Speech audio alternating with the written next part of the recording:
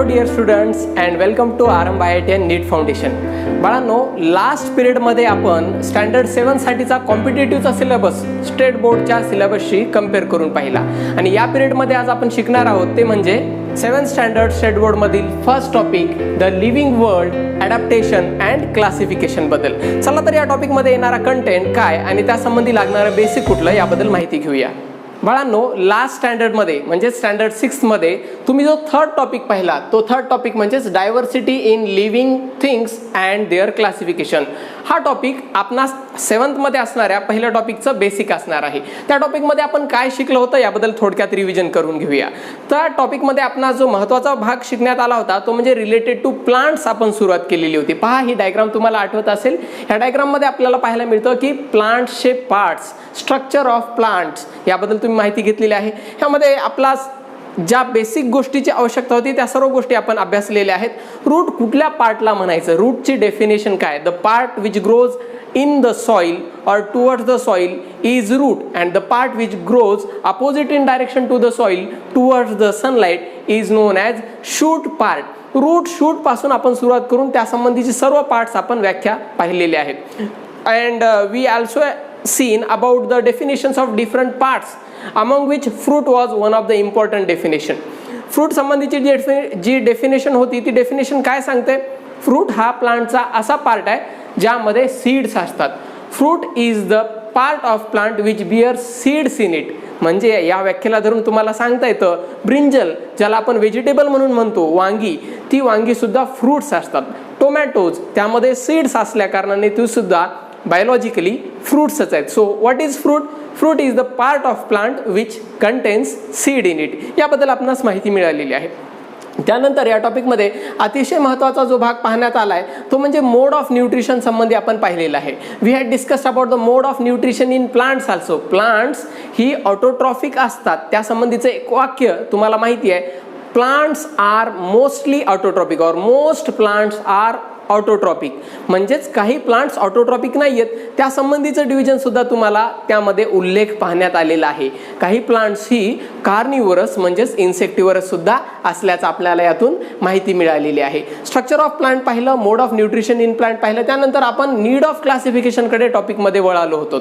Need of classification, why did we need to classify plants, what is the need of classification. यामध्ये तुम्हाला एका वैज्ञानिकाचं नाव आलंय, कॅरोलस Linnaeus. याबद्दल तुम्हाला या वर्गात सुद्धा स्टँडर्ड 7 मध्ये सुद्धा बरीच माहिती शिकायची आहे. त्या पुढचा जो प्लांट होता तो classification of plants based on their height.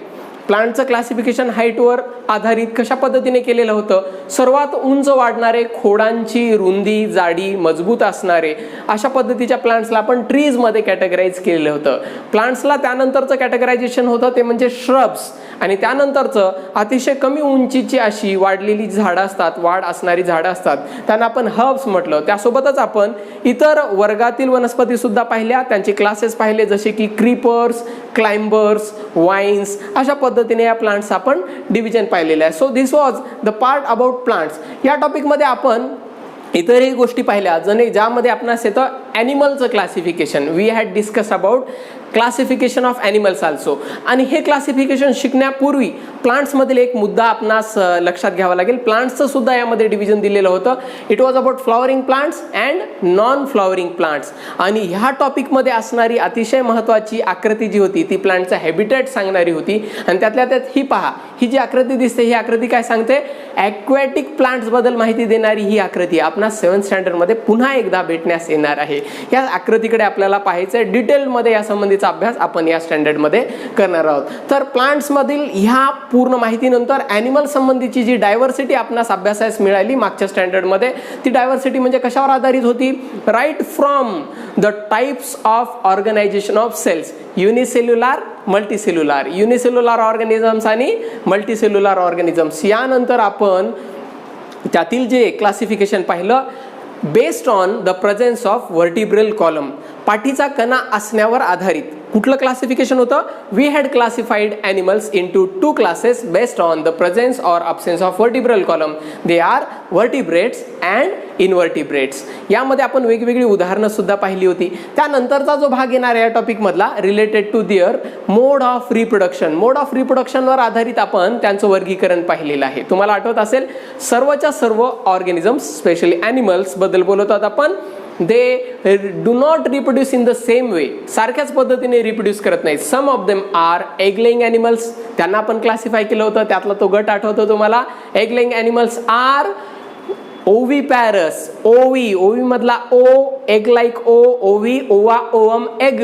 Egg laying animals, oviparous animals. आणि दुसरा याच्या अपोजिट जो गट होता तुम्हाला आठवत असेल नक्की शब्द viviparous animals. So we had classified animals into these 2 groups based on the mode of reproduction. आपण ढोबळमानाने हे वर्गीकरण पाहिलेलं आहे. यापेक्षा डिटेल माहिती आपण यावर्षी पाहणार आहोत आणि जी माहिती 7th स्टँडर्डच्या सिलेबसच्या बंधनात अजिबात राहणार नाही. आपण सर्व काही माहिती खूप सखोल अशा पद्धतीने अभ्यासणार आहोत. रिप्रोडक्शनवर आधारित या पूर्ण डिव्हिजन नंतर आपण ॲनिमल्सचं क्लासिफिकेशन जे पाहिलं ते त्यांच्या मोड ऑफ न्यूट्रिशनवर आधारित सुद्धा पाहिलेलं आहे. Some of the animals are herbivores, some are carnivores, some are omnivores, some are saprozoic, some are scavengers. याबद्दल डिटेल माहिती आपणास वर्ग 7वी मध्ये we are going to learn it in standard 7. Then after we had discussed about their habitat. ज्या पद्धतीने तुम्ही प्लांट्समध्ये aquatic पाहिलं तसं ॲनिमल्समध्ये सुद्धा हॅबिटॅट पाहायचं आहे आणि ह्या वर्षी त्या आधारावर डिटेल माहिती पाहूया. हॅबिटॅट कुठल्या प्रकारचे आहेत ॲनिमल्सची आपण अभ्यासलेली. In last standard we had discuss the habitat specifically broad habitats. We had discuss land habitat and water habitat that is aquatic habitat. Land हॅबिटॅटमध्ये सुद्धा वेगवेगळे रिजनल हॅबिटॅट्स आपणास स्टँडर्ड 7th मध्ये पाहायचे आहेत. चला आता पाहूया या टॉपिकमध्ये आपणास म्हणजे चालू टॉपिकमध्ये आपणास कुठला भाग पाहायचा आहे त्याबद्दल. बाळांनो पहा, टॉपिकमध्ये जो कंटेंट आहे तो कंटेंट अशा पद्धतीचा. First we have to discuss about diversity. What is diversity? Diversity काय असते? Diversity is the variety among living organisms. Living ऑर्गॅनिझम्समध्ये असणारी जी व्हरायटी आहे त्याला आपण डायव्हर्सिटी म्हणतो. Variety in case of their shapes, in case of their sizes and different things. त्याबद्दल आपल्याला पाहायचं आहे. Next is about adaptation. Adaptation ह्या शब्दाच्या व्याख्येबद्दल आपणास या टॉपिकमध्ये माहिती मिळवायची आहे. What is adaptation? We are going to learn from this topic. आणि टॉपिकमधला अतिशय महत्त्वाचा जो भाग सुरू होतो तो म्हणजे adaptation in plants and animals संबंधी. या संबंधी आपल्याला डिटेल्ड माहिती पाहायची आहे. चला तर पाहूया या संबंधीची डिटेल्ड माहिती कशा स्वरूपात आहे ती.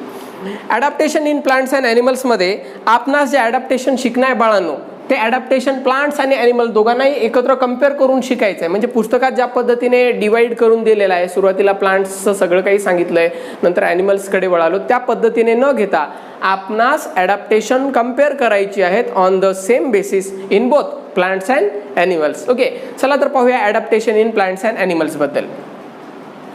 बाळांनो टॉपिकमध्ये जे ॲडॅप्टेशन शिकणं आहे ते 2 स्तरांवरती शिकणं आहे. The first one adaptation according to in case of habitat, त्यांच्या हॅबिटॅटवर आधारित. And second one is according to their mode of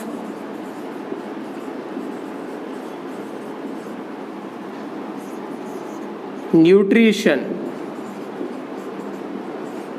त्यापैकी फर्स्ट पॉईंट आपण शिकूया that is in case of habitat. Plants आणि ॲनिमल्समध्ये हॅबिटॅट संबंधी कुठलं ॲडॅप्टेशन झालेलं आहे. चला तर पहा इन केस ऑफ हॅबिटॅट. बाळांनो प्लांट्स हॅबिटॅटनुसार बेसिकली 2 गटांमध्ये आपणास डिवाइड करता येतात. ती म्हणजे लँड हॅबिटॅट ज्यालाच आपण टेरेस्ट्रियल म्हणतो आणि दुसरा म्हणजे वॉटर हॅबिटॅट त्यालाच आपण ॲक्वेटिक हॅबिटॅट म्हणतो. प्लांट्सला बेसिकली 2 गटांमध्ये आपणास डिवाइड करायचं आहे. According to habitat we are dividing plants into 2 groups. The first one is land habitat and the second one is aquatic habitat. आपण टॉपिकमधला कंटेंट पाहत आहोत, आपण काय शिकणार आहोत त्याबद्दल अजून आपण टॉपिक डिटेलमध्ये शिकणं आहे ते पुढच्या पिरियडमध्ये. आज आपण टॉपिकचा पूर्ण कंटेंट पाहणार आहोत. लँड हॅबिटॅट जो आहे तो लँड हॅबिटॅट यालाच आपण म्हणतो टेरेस्ट्रियल हॅबिटॅट,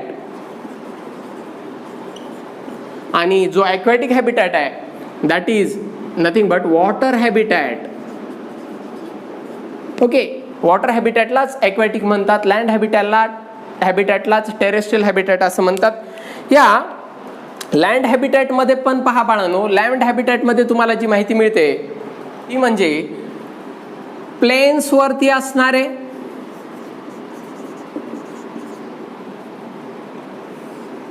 आणि सेकंड वन हिली रिजन्सवरती असणारे. प्लेन्समध्ये असणाऱ्या, प्लेन्स म्हणजे समपातळीत असणारी जी भूभाग आहेत, the regions which are having plain lands we are saying them as plain habitats for plants. तर प्लांट्स मधली ही प्लेन हॅबिटॅट जे ती कशा स्वरूपाची असू शकतात, त्या रिजन्समध्ये खूप जास्त प्रमाणात पाणी पडतं अशा प्रकारची रिजन्स असू शकतात. Okay, having rainfall, high rainfall, moderate rainfall or very less rainfall, त्याला आपण डेझर्ट म्हणूया. चला पाहूया प्लेन्समध्ये कुठली डिव्हिजन्स मिळतील आपणास. प्लेन हॅबिटॅटमध्ये land the plants which grows in moderate rainfall region,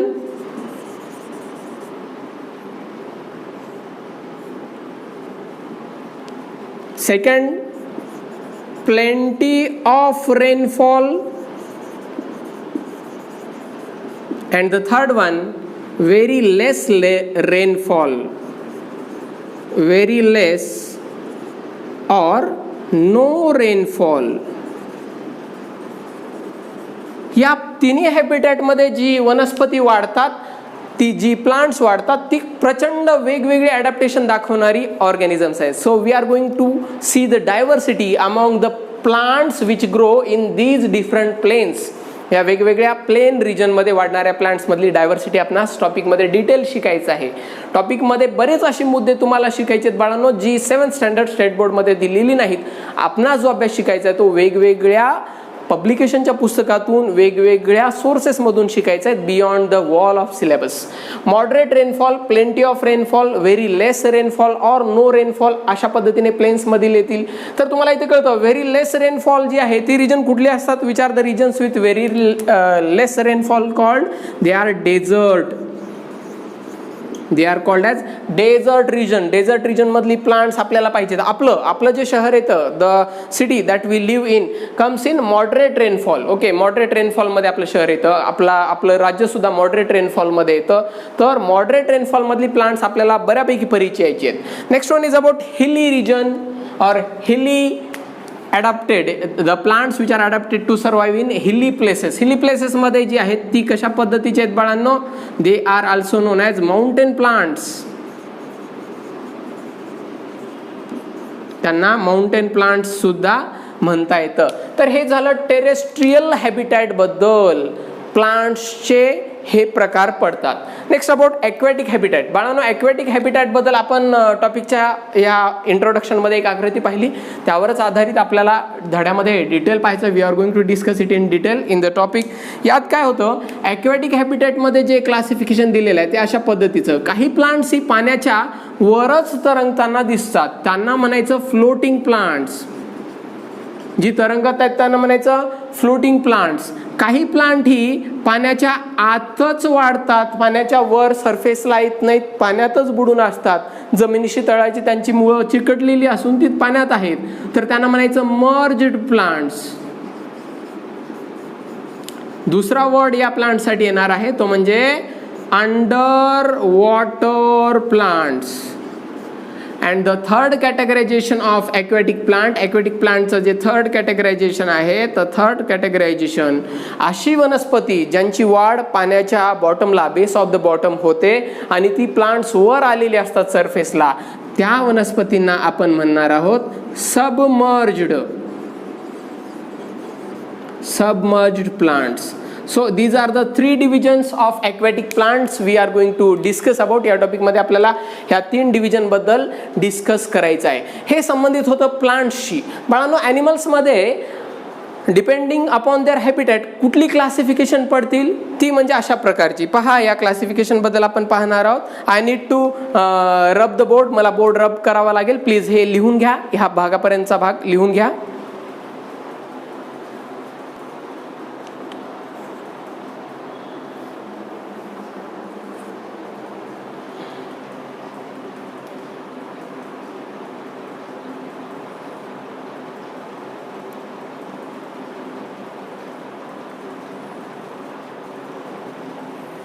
चला तर पाहूया ॲनिमल्स मधील हॅबिटॅटनुसार होणारे त्यांचे प्रकार. ॲनिमल हॅबिटॅटमध्ये ब्रॉडली आपण 2 हॅबिटॅट्स चांगल्या पद्धतीने अभ्यासली असतील, ती म्हणजे land habitat and the second one is water habitat. Water हॅबिटॅटला दुसरा शब्द तुम्हाला सांगता आला पाहिजे बाळांनो. वॉटर हॅबिटॅटलाच आपण म्हणत असतो aquatic habitat. Aquatic habitat organisms, आणि त्या ऑर्गॅनिझम्सला ॲक्वेट्स असा दुसरा शब्द आपण वापरू शकतो, ॲक्वेट्स. ओके, ह्या 2 मेजर हॅबिटॅट व्यतिरिक्त तुम्ही एक हॅबिटॅट चांगल्या पद्धतीने शिकलाय आणि that one is ॲम्फिबियन.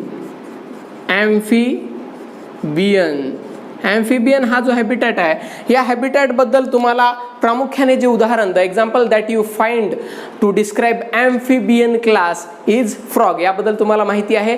These are the organisms which have the ability to live in water and on land. दोन्ही ठिकाणी जिवंत राहण्याची क्षमता असणारे ऑर्गॅनिझम्स आहेत ॲम्फिबियन. त्यामध्ये हे एक्झाम्पल तुम्हाला पाहायला मिळतं. So ॲम्फिबियन.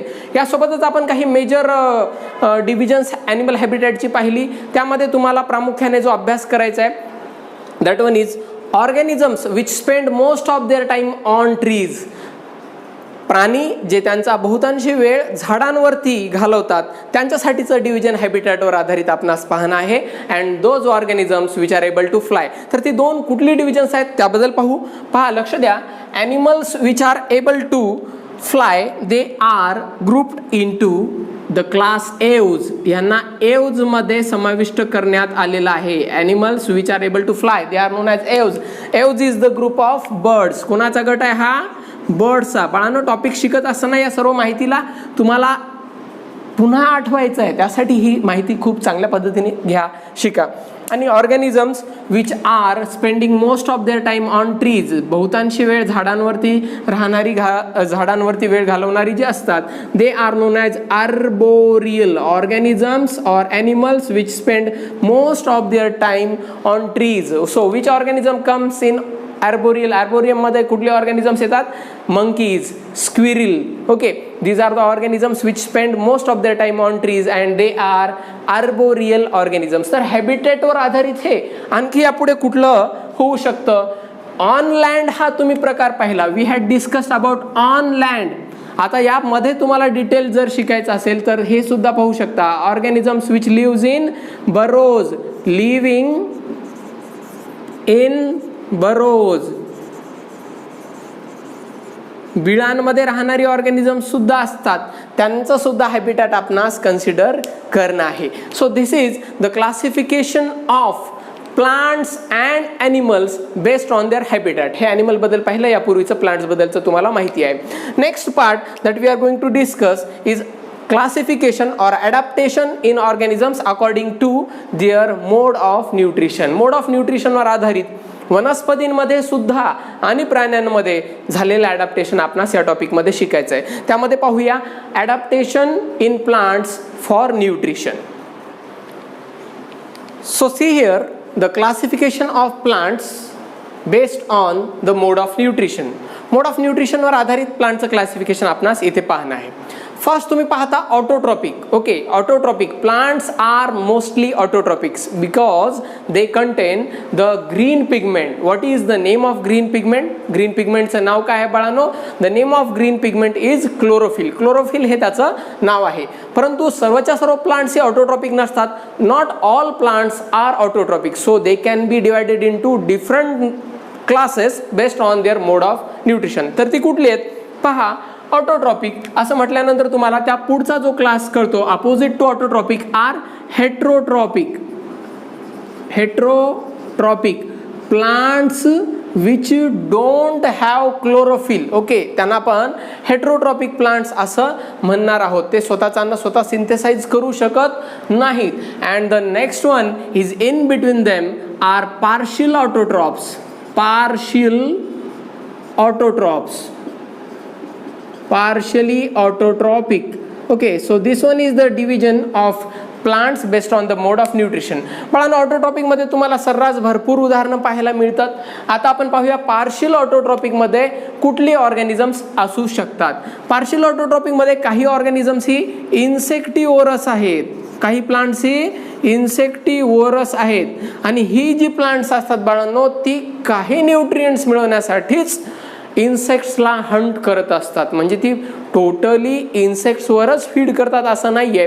That's why we had classified them into the group partial autotrophic. They have green leaves, they have green structures on their body. प्लांट्समध्ये या ग्रीन स्ट्रक्चर्स असल्या कारणाने त्यांना आपण म्हणत आहोत partial autotrophic. And the second one is the group of parasitic plants. So here it is partial parasites. It is partial parasites म्हणजे अशा वनस्पती ज्या पॅरासाइट्स असतात परंतु पूर्णतः ते होस्टवर डिपेंड नसतात. काही गोष्टींसाठी त्यांचं डिपेंडन्स असतं. They can synthesize their own food. Here in heterotrophs we come to know that there comes the total parasite. या ठिकाणी काय येत आहेत? Total parasite. ह्या वनस्पती मात्र टोटली डिपेंड असतात होस्टवर. They can't synthesize their own food. And the next one are saprophyte. Saprophyte यातला सॅप्रो म्हणजे सडणारे, कुजणारे, and phyte means plants. Plants which grows on dead and decaying matter are saprophytes. तर ह्यामध्ये फर्दर क्लासिफिकेशन बाळांनो पहा. इन्सेक्टिव्हरस प्लांट्सचं परत हॅबिटॅटनुसारचं क्लासिफिकेशन आपणास करता येऊ शकतं. Insectivorous plants they may be living on land. Land जमिनीवरती राहणारी. काही ॲक्वॅटिक सुद्धा आहेत that is living in water. म्हणजे यांचं क्लासिफिकेशन तुम्हाला फर्दर डिटेल डेप्थमध्ये आणखी पाहता येतं. Living on insectivorous plants, living on land and living in water. Partial आणि टोटल ह्या दोन्ही पॅरासाइटचं क्लासिफिकेशन आपण जे करत असतो ते क्लासिफिकेशन ह्या गटांमध्ये. Parasites which live on stem of other plant and parasites which lives on root of other plant. यामध्ये सुद्धा हीच दोन डिव्हिजन्स तुम्हाला पाहायची आहेत.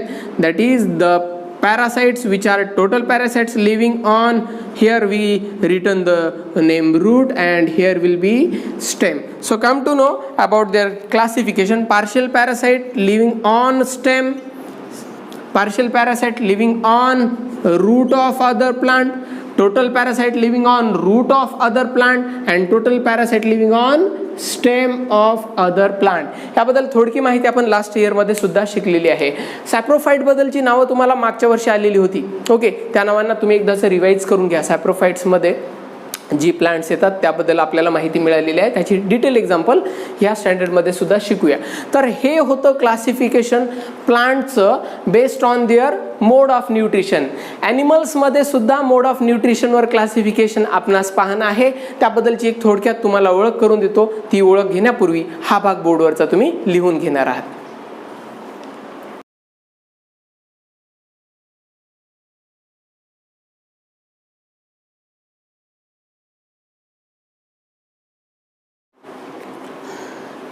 So we have to discuss about the classification of animals based on the mode of nutrition. Mode of nutrition वर आधारित animals कशा पद्धतीने क्लासिफाय करता येऊ शकतात. So here it is the classification of animals based on the mode of nutrition. काही animals ही plants वरती feeding करतात. They are herbivores.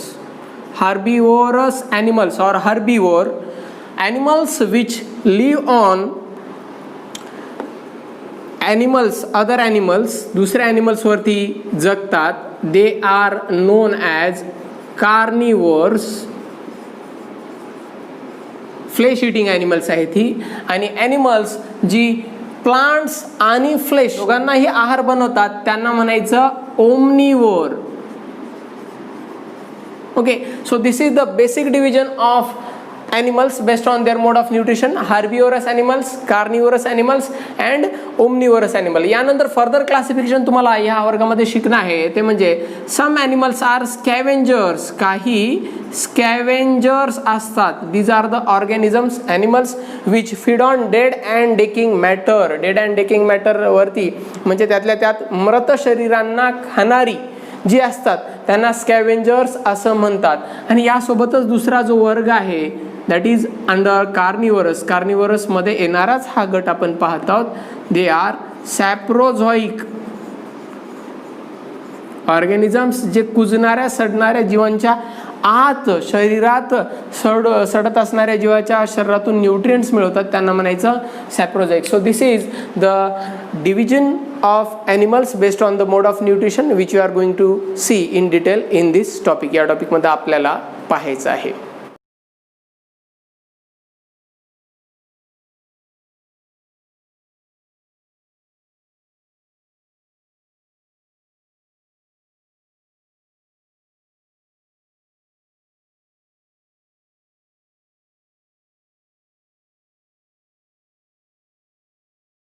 यासोबतच टॉपिकमध्ये अतिशय महत्त्वाचा जो मुद्दा आहे त्यामध्ये येतं introduction to the great scientist. यामध्ये आपला माहिती जी मिळते ती चार्ल्स डार्विन बद्दल. चार्ल्स डार्विनचा हा जो सिद्धांत तुम्हाला अभ्यासायचा आहे तो हायर स्टँडर्डमध्ये सुद्धा खूप महत्त्वपूर्ण असा सिद्धांत आहे.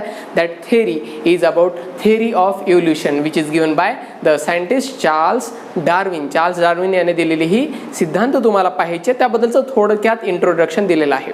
धड्यातील पुढचा जो पार्ट आहे that is about classification system. The classification system given by R.H. विटाकार. याबद्दल तुम्हाला मागच्या वर्षी सुद्धा होमी भाभा एक्झाममध्ये इंट्रोड्यूस करण्यात आलेलं होतं. आज आपण या वर्गामध्ये डिटेल स्टडी करणार आहोत तो म्हणजे भाग binomial nomenclature system given by Carlos Linnaeus. Carlos Linnaeus या वैज्ञानिकाने दिलेलं बायनॉमियल नॉमेनक्लेचर सिस्टम आपणास पाहणं आहे. त्याचबरोबर हायरार्कियल क्लासिफिकेशन. यामध्ये तुम्हाला मागच्या वर्षीचं एक वाक्य आठवत असेल, king PCO family goes for search. अगदी त्या वाक्यावर आधारित तुम्हाला हायरार्की ऑफ क्लासिफिकेशन सुद्धा पाहणं आहे. आणि यामध्ये आपण जो डिटेल अभ्यास करणार आहोत तो सर्व अभ्यास तुम्ही उजळणीतून जर गेलात चांगल्या पद्धतीने तर या संबंधित कुठल्याही कॉम्पिटेटिव्ह एक्झाममध्ये विचारले गेलेल्या प्रश्नाचं उत्तर तुम्हाला देता येईल. बाळांनो, हा सर्व अभ्यास आपणास चालू ठेवायचा आहे. पुढच्या पिरियडमध्ये आपण धड्यास सुरुवात करणार आहोत. आज आपण जो भाग पाहिला तो म्हणजे कंटेंटचा. भेटूया पुढच्या व्हिडिओमध्ये. ओके.